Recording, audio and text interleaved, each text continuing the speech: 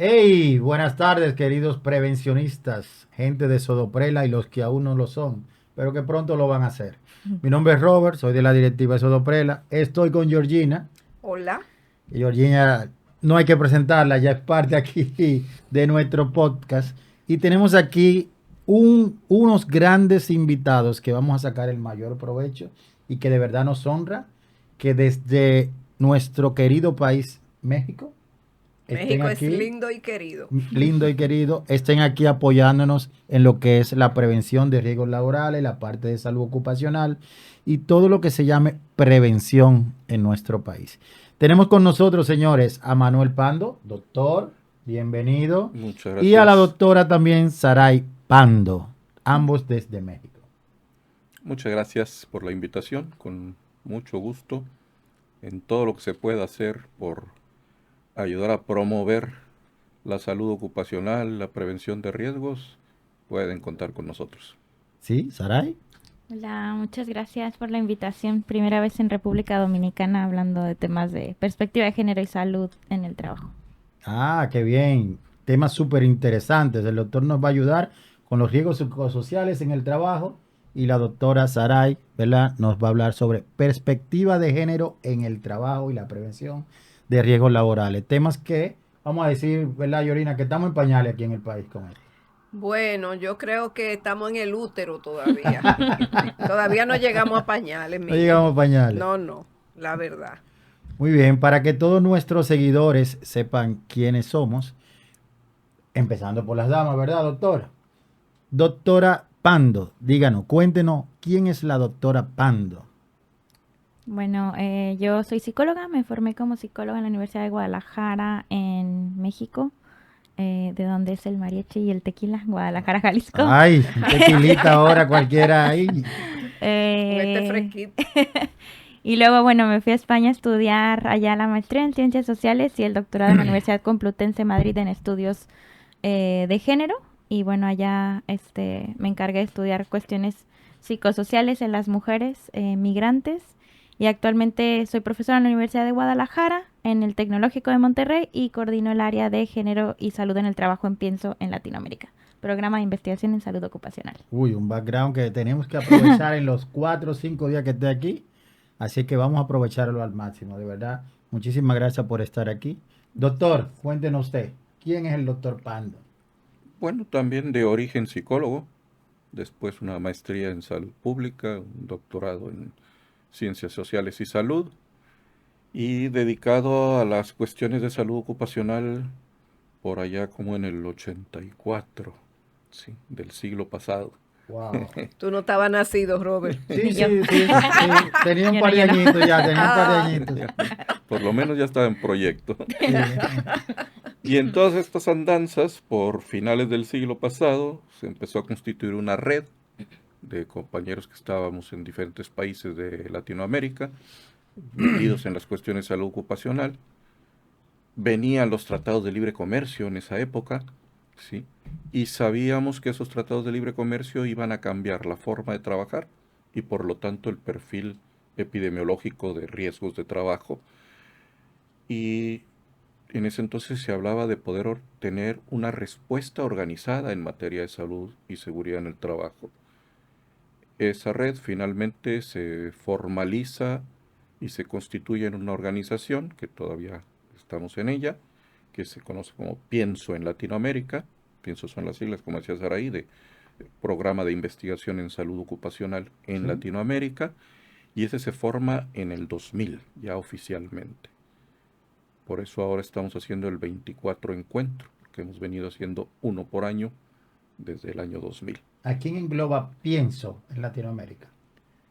Básicamente es profesionales de la seguridad, de la salud ocupacional, de todas las profesiones, ¿sí? De algunas tenemos muchos, hay muchos ingenieros, hay muchos médicos, bastantes psicólogos, algunas son más extrañas.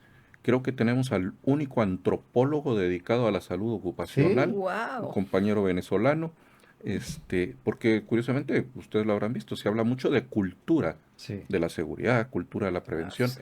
Y bueno, los especialistas de cultura son los antropólogos, la pero nunca los antropología, tenemos exacto. aquí metidos. Ah, Bueno, bueno, pero tenemos ya hay uno, uno. sí. Entonces, bueno, sí, algunas profesiones así más extrañas, hay administradores, trabajadoras sociales, etcétera. ¿Sí? Básicamente que tengan interés en promover la salud ocupacional en Latinoamérica, que tengan interés en desarrollar algunas cuestiones de investigación para la salud ocupacional, y es casi el único requisito para estar en Pienso. Y qué bueno que lo menciona, porque aquí, por ejemplo, tenemos, vamos a decir, un mito, desde que el que está trabajando en prevención de riesgos laborales tiene que estar o en ingeniería, o O en en la parte de medicina. salud o medicina. Entonces, a mí me tocó una vez, una de las que eran mis jefas regionales en un lugar que trabajé, que era ingeniera de tecnología, de IT, de Mm, cómputos y ese tipo de cosas. ah, La sí. gente se sorprendía. Decía, ¿y cómo? Si no, bueno, tiene una parte también de tecnología y se desarrolló muy bien en la parte de prevención de riesgos laborales. De verdad que sí, para abrir, quizás tenemos un antropólogo muy próximamente, ¿verdad? Un biólogo que Ujú. tengamos aquí, tú que trabajas mucho en la parte de biología. Sí, yo soy bioanalista, Mm. pero me gustaría que dijera, Manuel, de cuántos países están representados en Pienso en Latinoamérica. Bueno, representados en este momento, no todos trabajan igual, pero Ujú. representados somos 17. 17 Sí, países. sí. No Ujú. están todos los países latinoamericanos, tenemos algunas ausencias, básicamente porque a veces nos falta la relación o el contacto con esos Mm. países, etcétera, pero nada más. Y como les digo, pues, hay algunos países que durante unas temporadas están muy activos, otros más tranquilos, luego cambian, se van por turnos. Y el Sí. objetivo principal de Pienso en Latinoamérica, ¿cuál es? Básicamente desarrollar la salud ocupacional, desarrollarla en forma de investigación, de difusión de la ciencia. Nosotros tenemos una revista, la revista internacional Pienso en Latinoamérica, y tenemos una editorial, generamos libros dedicados a la salud ocupacional. Estos están en la página de Pienso, se pueden meter a piensoenlatinoamerica.org y se descargan gratuitamente, son Para libros estudiar esos, para vamos a ver decir, sí, cómo va la investigación, artículos de cosas, de descubrimientos nuevos, etcétera, que hace la gente, y también libros, insisto, solo en salud ocupacional. Nunca me he puesto a investigarlo, pero creo que somos la única editorial que se dedica solo a la salud ocupacional. Creo qué que no hay bien. otra editorial en el mundo así de exclusiva. De Sí. específica. Ok, y un prevencionista de lo que nos está escuchando ahora, si quiere ser parte de Pienso, ¿qué debe hacer? Básicamente también en la página vienen algunas indicaciones, pero básicamente es solicitarlo a través de un formato y tiene que comprometerse a hacer actividades de salud ocupacional en el año. Eh, Al terminar el año, pues tiene que reportar que hizo esas actividades y comprometerse a las del siguiente año. Muy bien. No tiene costos, no tiene nada de esto. Lo único que queremos es que sea siempre gente que está trabajando por la salud ocupacional. Y que ese intercambio sirva para fortalecer más en la región, ¿no? Sí, sí, porque ya en los grupos y así la gente conversa unos con otros, se intercambian cosas, a veces aparecen algunos programas o proyectos que son variados. Ahora se está desarrollando, todavía no está, arrancará el próximo año un semillero de investigación, donde una persona que quiera hacer una investigación y no sabe investigar, o está empezando, o está siendo alumno de una maestría y quiere, se le asigna un investigador de mayor experiencia Ujú. que maneje ese tema, y lo que buscamos es que siempre el que quiere empezar y el que lo va a dirigir sean de diferente país. Nunca ponemos a dos gentes del mismo país, porque esto ayuda a ese intercambio por toda Latinoamérica. Excelente, excelente. Doctora Pando, o doctora Saray, ¿cómo le decimos? Vamos a ver, Como quiera. como quiera.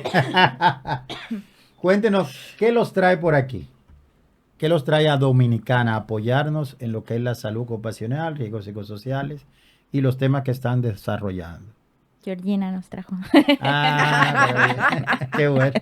Bueno, ellos vienen, Sí, déjame sí. entrar ahí. Cuéntanos, Georgina. Ellos vienen a darnos apoyo en el 24º encuentro de especialistas en salud ocupacional, y ahí mismo el primer encuentro de maestrantes, de egresados de la maestría Que de se desarrolló la prevención. semana pasada de prevención de riesgos laborales. Entonces, no, el encuentro va a ser el viernes, de eso vamos a hablar ahorita. Sí, pero te lo digo porque esto se va a presentar después. La semana Ah, pasada. sí, sí, perfectamente. Esto es en vivo, señores. Exacto. Sí. Sí, que se desarrolló la semana pasada aquí en Santo Domingo, en la Universidad INTEC. En este congreso, entonces vienen a darnos el soporte académico, viene Pienso en Latinoamérica a darnos el soporte académico, todos los conferencistas de Pienso, trabajos libres, conferencistas nacionales e internacionales, porque tenemos a Odelisa Mera, que es de Pienso también, igual que yo, aunque yo no voy a exponer, sino que está el programa con todos los panelistas internacionales. Dentro de esos panelistas está la doctora Saray Pando, que nos habló sobre perspectiva de género en salud ocupacional o prevención de riesgos laborales. Dio una perspectiva bastante amplia de todo lo que es la perspectiva de género y nos introdujo un poco en cómo podemos ir entrando suavemente así. Ella decía, bueno, ponía unas preguntas en la pantalla y decía, cuando uno se pregunta esas cosas, ya estamos en perspectiva de género. Entonces, para mí fue sumamente importante su participación y me gustaría que ella ampliara un poquito más en sus palabras, que son mejores Yo que le las tengo mías. aquí un cuestionario que vamos a aprender todos sobre perspectiva, y el doctor también. Entonces, doctora Pando, ¿qué es la perspectiva de género? Para que comencemos desde el nacimiento de todo. Exacto, desde lo básico. Bueno, la perspectiva de género, así teóricamente, es una metodología, digámoslo así. En términos coloquiales, desde los estudios de género, se habla de las gafas violeta o las gafas moradas, que esto es una analogía, una metáfora nada más de quienes usamos lentes o anteojos, si nos los quitamos vemos de una forma y si nos los ponemos vemos de otra forma. La perspectiva de género, lo que dicen los estudios de género es que nos ponemos unas gafas violeta y empezamos a ver cosas que antes no veíamos, con mayor nitidez, con otro enfoque, ajustando ciertas cosas que antes no podíamos ver, igual que quitarnos o ponernos los lentes. Y esta visión lo que nos permite es usarla como herramienta metodológica para analizar cosas que ocurren socialmente que, bueno, históricamente hemos intentado no ver o hemos no visto porque las hemos normalizado, como la violencia de género, ¿no? Y bueno, no solo verlas, sino identificarlas a través de lo que decía Georgina, de hacernos nuevas preguntas que antes tampoco nos habíamos hecho, ¿no? Entonces, la perspectiva de género, en resumen, digamos que es una manera de ver cosas no vistas, de preguntarnos cosas que no nos habíamos preguntado, y de instaurar, digamos, de alguna manera, pues un nuevo paradigma. Ya. ¿Y qué tan importante es conocer de la perspectiva de género en lo que es la prevención de la salud y la seguridad en el trabajo? Claro, bueno, hoy en el Congreso lo que yo intentaba hacer con la intervención que tuve era señalar cómo el género es un factor de riesgo psicosocial actualmente, aunque suene como así absurdo, porque el género es parte de la identidad, no es como mi identidad va a ser un factor de riesgo psicosocial, pero lo que nos damos cuenta es que las diferencias históricas, contextuales, culturales, nos colocan a las mujeres y a los hombres de diferente manera y nos habilitan en diferentes espacios a hacer diferentes actividades y roles laborales instaurada en un principio a través de lo que se llama la división sexual del trabajo, pero no quisiera extenderme ya en ese tema hasta un poquito más adelante. Por ejemplo, tenemos mucho paradigma de que si una mujer puede hacer un trabajo que regularmente se piensa que solamente lo puede hacer el hombre. Claro. ¿Mm? Por ejemplo, una montacarguista, una persona una carretilla manual, como le llaman en España, ¿no? Entonces se tiene que ir rompiendo ese paradigma. Ahora bien, en la parte de la prevención de riesgos laborales también, los prevencionistas siempre nos hacemos una pregunta. ¿Quién trabaja mejor? Se dice que la mujer por el sexto sentido tiene una mejor condición de identificar mayormente los riesgos. que los hombres, por su sexto sentido. No sé si eso está dentro del marco conceptual de lo que estamos hablando. Pero a ver, ¿cómo me detallas eso? De que hoy en día la mujer se está abriendo más camino en la parte de prevención de riesgos laborales. Bueno, no estoy segura de esa estadística, no sé si coincidiría. Eh, mm, pero justo lo que intentamos señalar con la perspectiva de género es hacernos esa pregunta, ¿no? Que acabas de hacer. ¿Realmente las mujeres por el hecho de ser mujer o realmente los hombres por el hecho de ser hombres tenemos esa diferencia sexual del trabajo o son cuestiones históricas, sociales que nos Ya, han habilitado y ha desarrollado ese llamado sexto sentido, si quieres sí. llamarlo así, eh, a través de un entrenamiento social en el que se nos ha colocado en ese lugar del trabajo y entonces hemos desarrollado esas habilidades, ¿no? Es igual que cuando vas al gimnasio y haces mucho brazo, pues vas a estar con los hombros y con los brazos muy fuertes, ¿no?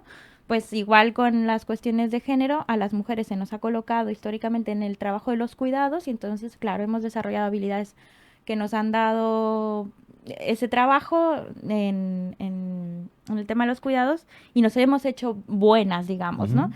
Y la ausencia de los hombres y de la insistencia de la sociedad porque hagan el trabajo de los cuidados, pues les ha hecho tener ausencia en esas habilidades, digamos, ¿no? Que no es en todos, ya lo sé, no son todos los hombres violentos, ni todas las mujeres somos buenas, sino imagínense.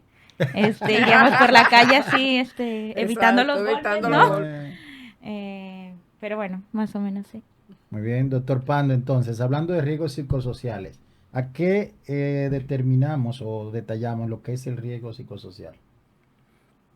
Básicamente sería todas las condiciones laborales, porque estamos hablando de riesgo psicosocial laboral. Laboral. Sí, Sí, también hay riesgos psicosociales comunitarios, Familiares. familiares, etcétera, pero bueno, los laborales son todos aquellos que provienen de la forma de organizar y de procesar el trabajo. ¿Cómo? Y de ahí, que se derivan 20.000 cosas, ¿verdad?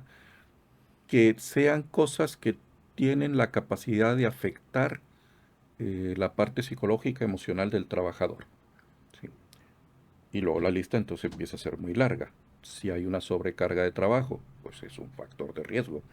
Si hay un trabajo que es tremendamente repetitivo, aburrido, sin contenido, pues es un riesgo de trabajo.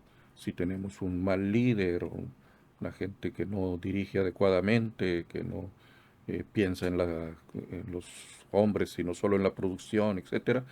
Y así, todas estas cosas que se van dando por las condiciones de trabajo son las que van a constituir los factores de riesgo. Ser factor de riesgo lo que nos dice es que incrementa la probabilidad de un daño. ¿ya? ¿Sí? Aquí el asunto es que puede haber un factor de riesgo para una cosa que no necesariamente sea factor de riesgo para otra. Entonces puede haber un factor que sea de riesgo para generar depresión y otro que no genere depresión, otro que genere ansiedad. ¿Sí? Entonces los factores de riesgo se habla de ellos como si fueran para todo mundo y para todos igual, porque de riesgo para la salud, bueno, sí, pues la salud son 20.000 cosas Ya. también, ¿sí? Pero deben ser vistos de manera muy específica. Y básicamente todo eso que está allí y que pueda afectar la salud, lo veremos como un factor de riesgo. ¿Tiene alguna relación con la perspectiva de género, los riesgos psicosociales? Sí, mucha. Primero porque, bueno, una verdad de perogrullo, hombres y mujeres somos diferentes.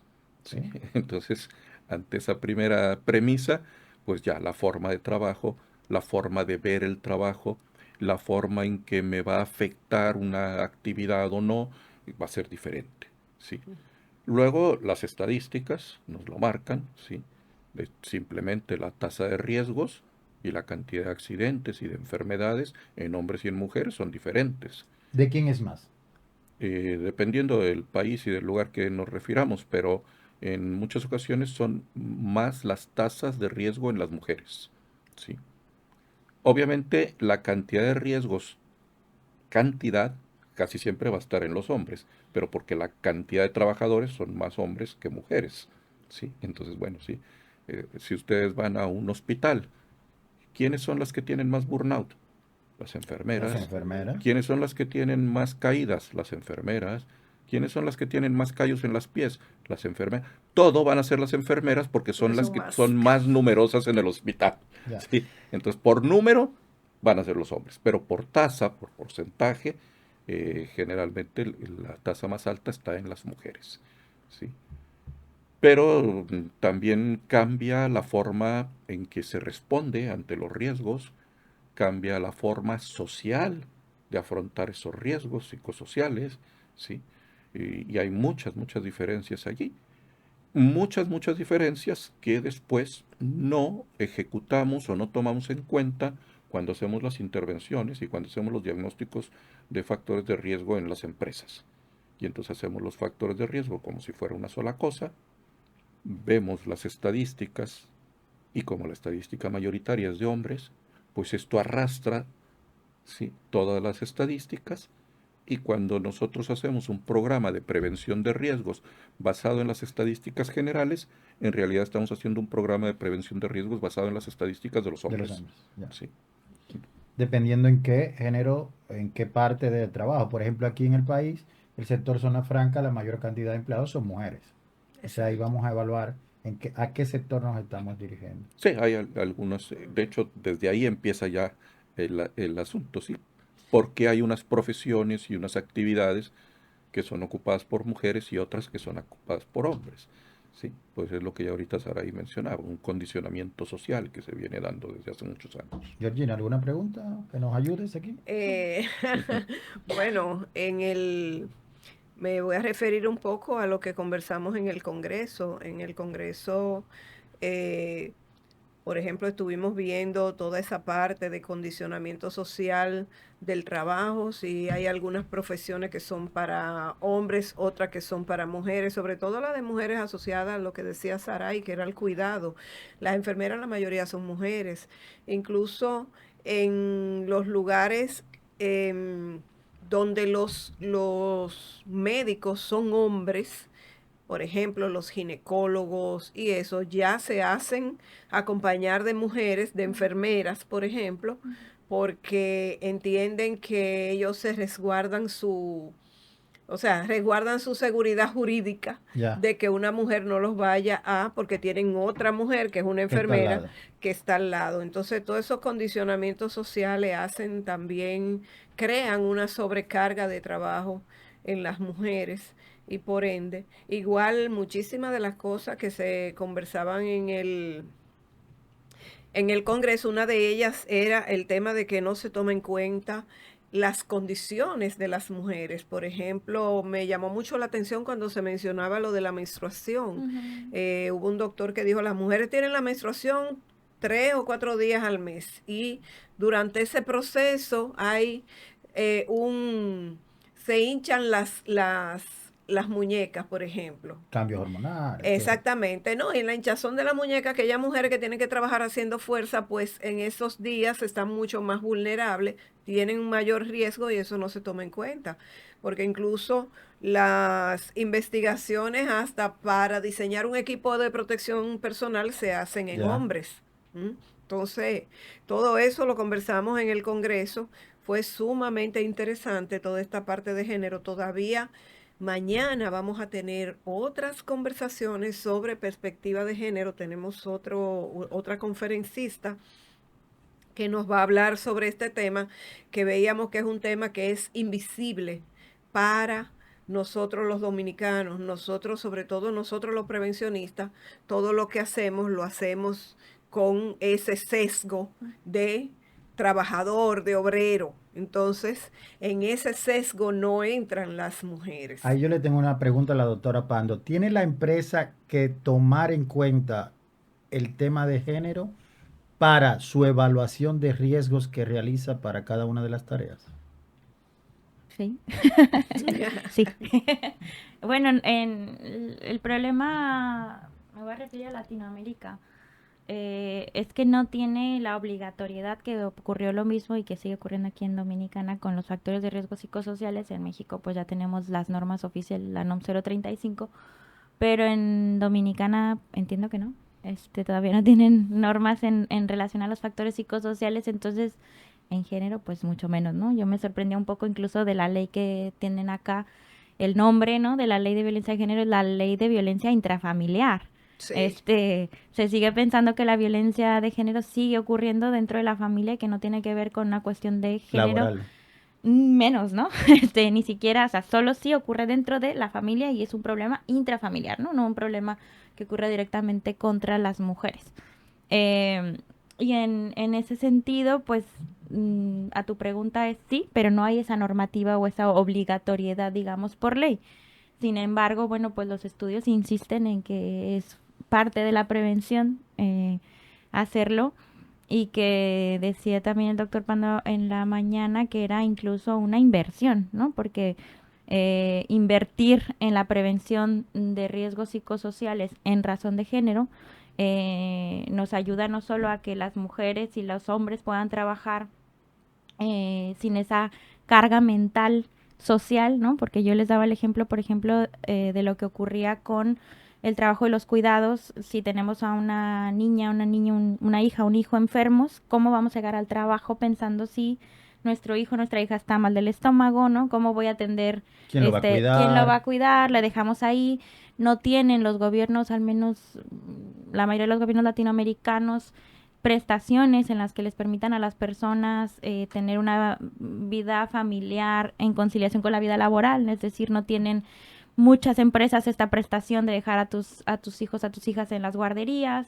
Los permisos de lactancia también son complicados, en muchos lugares no hay salas de lactancia, entonces la lactancia materna pues no está ni siquiera contemplado como una parte de la prevención de riesgos laborales, ¿no? No se piensa que eso es parte de lo que convoca el trabajo, ¿no? Y bueno, a mí, yo siempre repito esto que dice la OIT del trabajo decente, que a mí me encanta, ese concepto de es buscar que las personas podamos tener una vida que se conjugue, que se concilie con el trabajo, una vida familiar, una vida fuera del trabajo que se concilie con la vida laboral, ¿no? Y la falta Que de, hay un balance, ¿no? claro, la falta de acuerdos, de normativas y de leyes que protejan los derechos de las personas para la recreación y el derecho a, pues, a una vida fuera del trabajo, pues deja mucho que desear, ¿no? No solo en la normativa, sino que en el interior de las empresas muchas veces no hay protocolos de actuación en casos de violencia de género. Entonces, cuando ocurre un caso, pues no se sabe qué hacer, no hay planes de igualdad, ¿no? Que respondan a esos protocolos y por supuesto los diagnósticos pues están totalmente ausentes. Bueno, cada día yo creo que vamos avanzando aquí también en el país y hay empresas que vemos ejemplos que tienen líneas de ayuda, líneas psicológicas para ponerla al cuidado. Cada vez más especialistas se van sumando a conocer los riesgos psicosociales, cómo manejar estos temas de violencia en el área laboral y cómo deben manejarlo. Así que poquito a poquito yo creo que vamos a ir avanzando. Pero esas empresas que aún no dan el primer paso, ¿cómo deberían iniciar para trabajar en lo que es la parte de riesgo psicosocial basada en género?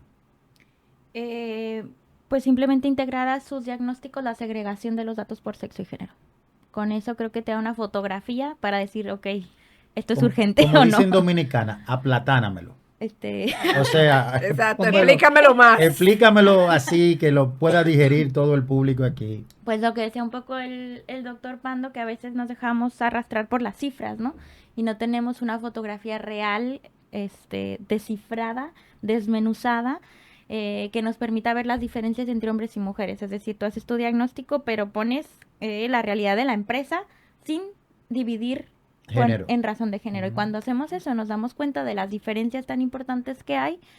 Me acordé ahorita de una estadística que veía que publicó la Universidad Pública de Navarra sobre las adicciones. Se supone que a nivel internacional los hombres son los que tienen mayor índice de abuso de sustancias, pero lo decían así, ¿no? Y cuando te pones a revisar bien el estudio, bueno, de abuso de sustancias, y estamos hablando de drogadicción dura, como alcohol, tabaco, bueno, etcétera, pero son las mujeres las que tienen un abuso de sustancias a los ansiolíticos y a los antidepresivos, ¿no? Entonces Claro. ahí vemos que hay abuso de sustancias de los dos, pero nos están hablando de realidades distintas y de cómo vive cada quien las realidades, ¿no? O sea, ¿por qué hay una adicción a los ansiolíticos y a los antidepresivos por parte de las mujeres?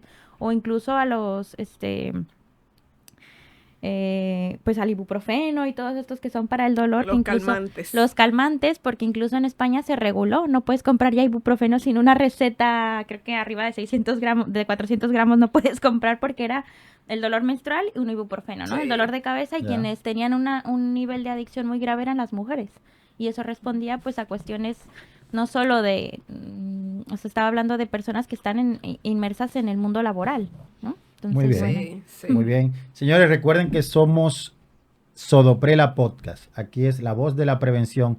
Y gracias a PASA, Prevención, Ambiente y Sostenibilidad, que es uno de nuestros patrocinadores, gracias a ellos llega a ustedes este programa de Sodoprela Podcast.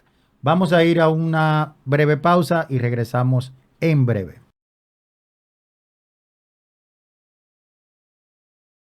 Y seguimos aquí en Sodoprela Podcast. Vamos a seguir con nuestro plato fuerte del día de hoy, gracias a nuestros invitados que vienen desde México, los Sí. doctores Pando. Los Entonces, doctores Pando, así mismo es. Quisiera saber, ahora que estuvo Saray conversando sobre la norma de riesgos psicosociales y ellos que tienen esa norma ya desde hace un tiempo, nosotros todavía seguimos en útero, ¿verdad? Pero quisiera saber cómo llegaron a tener esa norma, cómo se concibió esa norma y los desafíos para la aplicación de la misma que han tenido ellos en su experiencia. Puede ser usted, doctor. ¿Cómo llegamos a la norma? Sí. Como los puercoespines en el amor. Con mucho trabajo, sí, y ponchándose ahí. con mucho cuidado. Ah, Sí. La intención de tener una norma en México era muy vieja, ¿sí? Llevaba años y años. Pero las normas de seguridad e higiene, que salen a través de seguridad social, de los sistemas de seguridad social, son tripartitas. Entonces tienen que tener el apoyo del lado empresarial, de los sindicatos y de gobierno. Y hay un comité donde están los tres representados y ahí es donde se discuten esas cosas y se llegan a autorizar. Lo que sabemos es que llevaban mucho tiempo discutiéndolas y pues realmente los sindicatos peleaban mucho porque saliera la norma, pero no tenían quien les hiciera mucha segunda.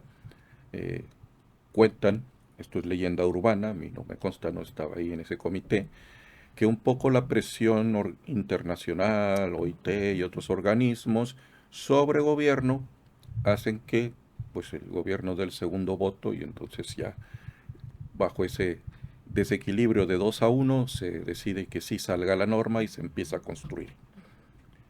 En este momento es la primera versión de la norma. La norma sale en el 2019, ¿sí? Y no ha sufrido ninguna modificación. Ya obviamente para el día de hoy tenemos una pila de información de cosas que debíamos de modificar y de actualizar la norma. Pero bueno, sigue sirviéndonos. Las normas obviamente no hacen que todas las empresas mágicamente se empiecen a interesar en los Ya. factores psicosociales. Sigue habiendo muchas empresas que no lo hacen descaradamente. Nuestro Ministerio del Trabajo no tiene capacidad como para estar fiscalizando a todas las empresas. Entonces ellos saben que tiene uno que tener muy, muy mala suerte para que te caiga una inspección así. Realmente más bien les cae cuando alguien ya se ha quejado, cuando ya se ha puesto una denuncia de que en la empresa no hay, no se hace, etcétera. Si no, pues es muy difícil, ¿sí? Es una cantidad de empresas muy grandes y muy pocos inspectores. Entonces eso no es muy común. Sin embargo, ya la presencia de una norma nacional pues empieza a hacer que las empresas sí quieran cumplir con la normatividad, al menos, unos con mejor intención que otros. Decía una compañera amiga española mía que es que no es lo mismo hacer prevención del riesgo que prevención de la sanción. Exacto. Y entonces, claro, hay empresas que lo que hacen es prevención de la sanción. ya. Y hacen el Los mínimo, policías. mínimo, mínimo que te pide la norma y con eso ya quieren decir, ya cumplí. Ya cumple. Obviamente una norma nacional no puede ser altamente exigente porque es para todas las empresas. Imagínate que yo a una empresa de 25 trabajadores le vaya a pedir lo mismo que a una que tiene 25,000. Ya. Pues la norma sí, les pide exactamente lo mismo a las dos. Uno ya como especialista dice, no, a ver, si yo voy a trabajarle a una empresa que tiene miles de trabajadores, pues vamos a hacer mucho más que lo que dice la norma. Y te encuentras con muchas empresas que sí tienen esa conciencia y lo hacen. Y con muchas otras que no. Sí, que dicen, no, no, yo cumplo la ley y hasta ahí, no quiero una sola cosa más. Bueno, hay de las dos. Recordemos que también están vigentes normas internacionales, Ya. sí, que no solo hay que pensar en la norma nacional, ¿sí? Tenemos también los tratados con la OIT, que seguramente República Dominicana los tiene Sí, somos firmados, miembros. Sí, sí, sí, y que eso, le, sí, y que le Natalia. obligan a hacer eso. Y tenemos las normas ISO, en este caso Sí. específicamente la ISO 45003, que es la de riesgos psicosociales.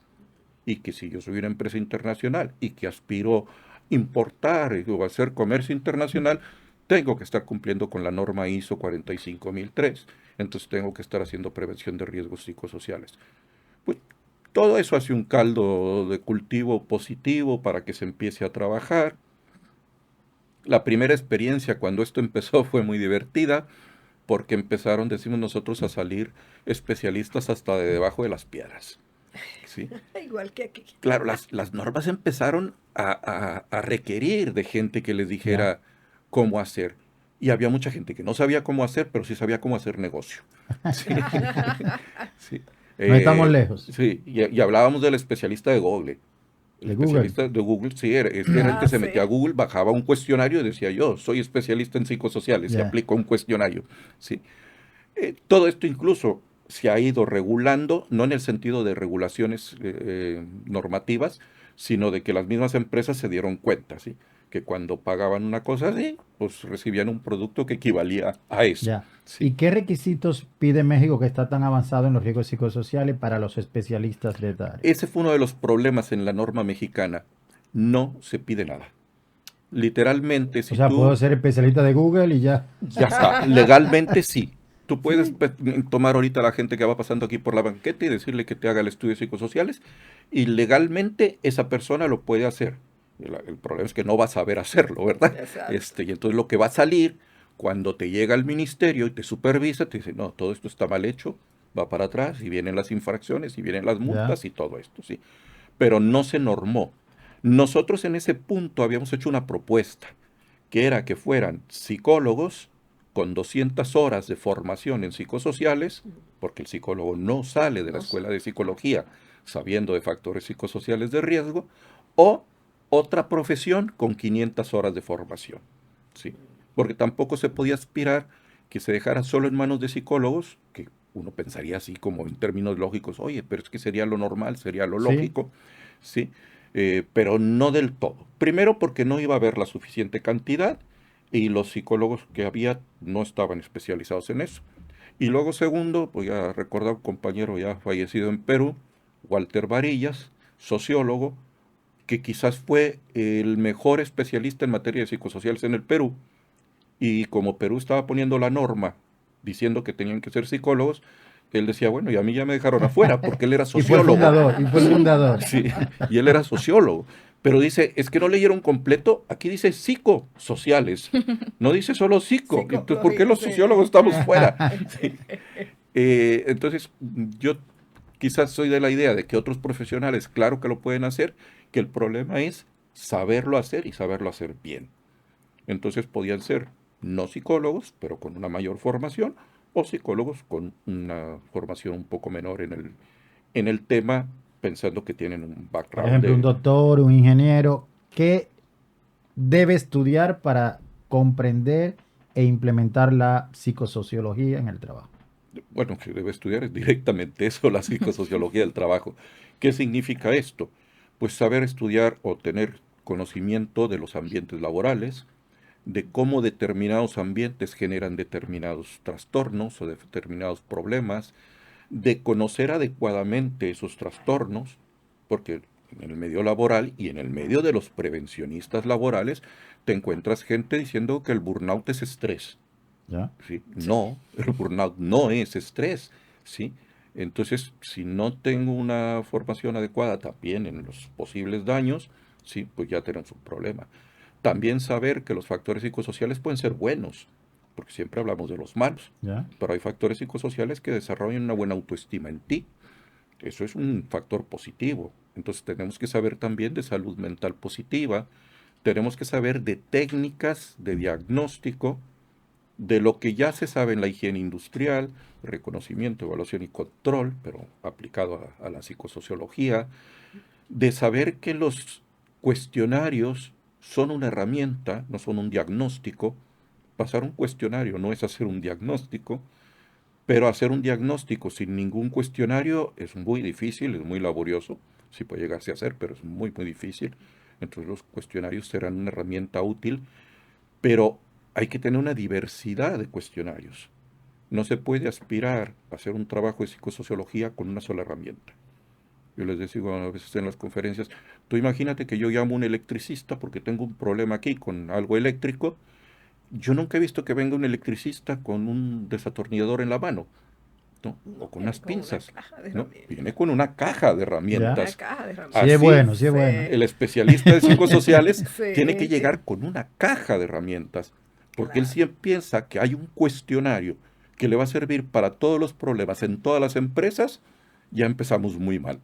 El señor está muy equivocado porque diferentes problemas van a requerir diferentes herramientas y diferentes empresas para el mismo problema van a requerir diferentes herramientas también.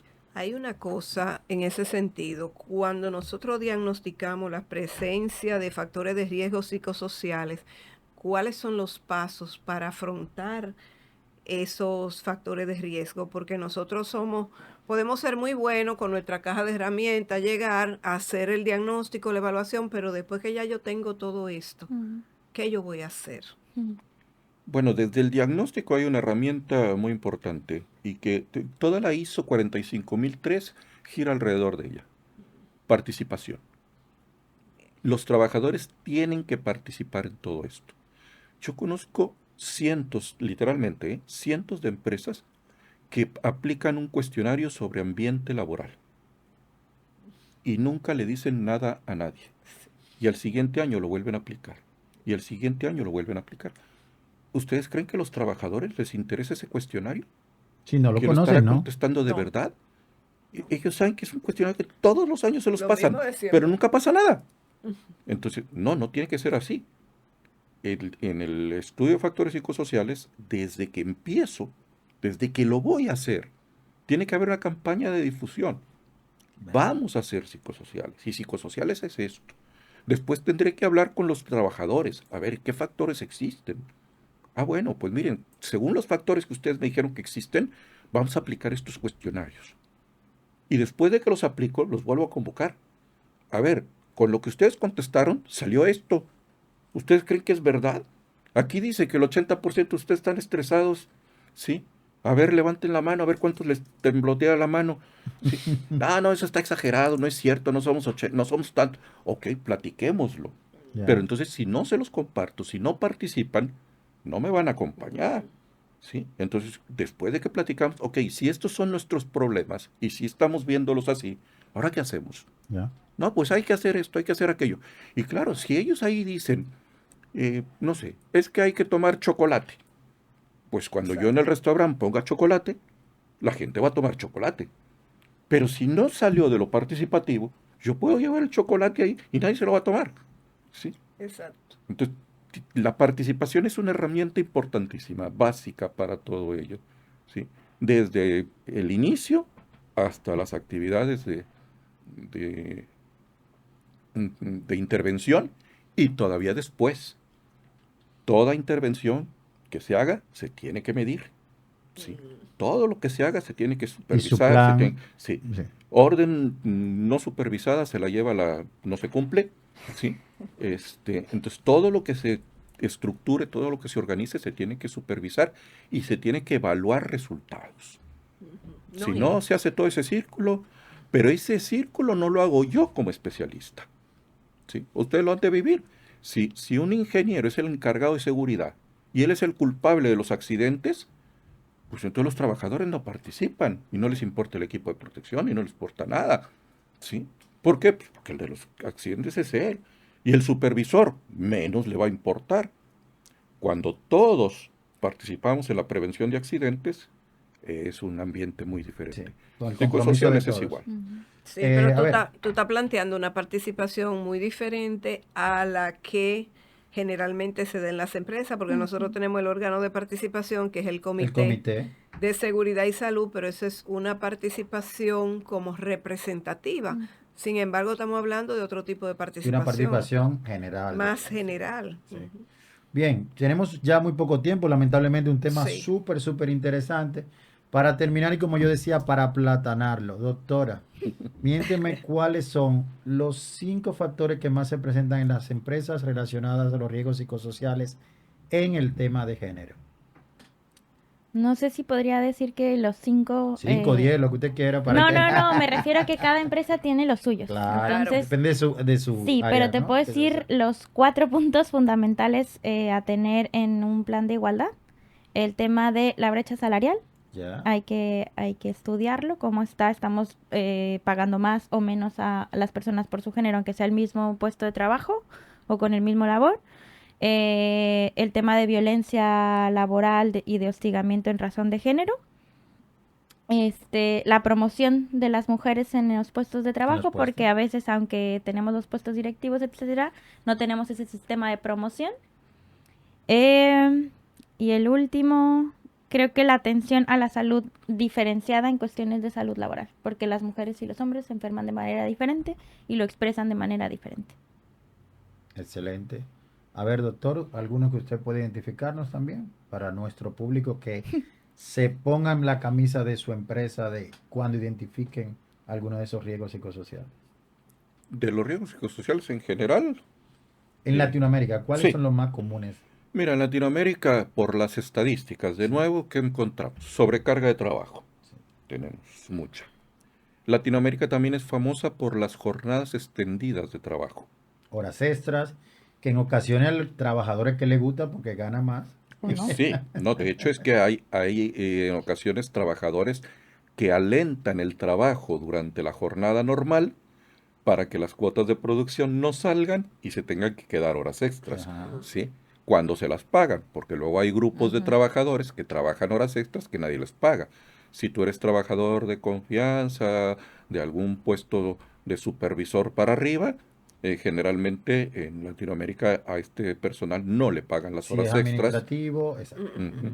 Y entonces, bueno, ahí sí no tienen interés de hacer horas extras, pero hay esa carga de trabajo. Latinoamérica está señalado por la OCDE como un lugar donde más se trabaja, pero menos se rinde. ¿Sí? No somos tan productivos. Tenemos baja productividad, pero alta cantidad de trabajo. Entonces somos muy trabajadores, pero no somos muy eficientes. Ese es un factor psicosocial importante.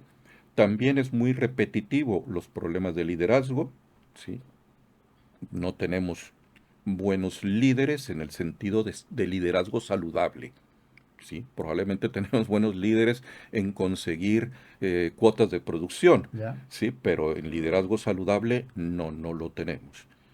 Y ya nos están llegando, aparte, muchos otros nuevos. Ahora con el teletrabajo, pues las condiciones de teletrabajo se están volviendo un problema serio. Ya sabemos que el teletrabajo creció mucho durante el COVID y después bajó, pero no regresó a las tasas que había antes. Finalmente el teletrabajo creció Creció bastante, bastante, sí. ¿sí? Entonces ahí tenemos una serie de problemas psicosociales también que no están siendo bien atendidos. Y luego los que yo mencionaba en el Congreso, 3 que son así como recientes, o algunos no porque apenas hayan empezado, sino porque apenas nos damos cuenta de ellos. Uno es la interculturalidad. Cada vez se encuentra uno más que en las empresas hay variedad de culturas, ya sean diferentes regiones del propio país o de que ya se empiezan a mezclar diferentes nacionalidades El tema en los migratorio. países. ¿Ya? Ujú, Sí. ujú. El otro sería la cuestión intergeneracional. Sí. Las generaciones nuevas y las viejas, situaciones muy diferentes de perspectiva de trabajo y de salud. Y el tercero, que fue parte de la conferencia del día de hoy, la inteligencia artificial. Y la llegada de la inteligencia artificial a las empresas está cambiando las relaciones laborales y por lo tanto se está convirtiendo en un factor de riesgo psicosocial. Muy bien, se nos acaba el tiempo y una última pregunta para nuestros prevencionistas. Como experto en la prevención de riesgos laborales, identifico un riesgo psicosocial de una de las chicas de mi trabajo, porque tiene un acoso para poner un ejemplo, Ujú. del supervisor, ¿con quién debe trabajar esta parte? ¿Quién debe colaborar, ayudar?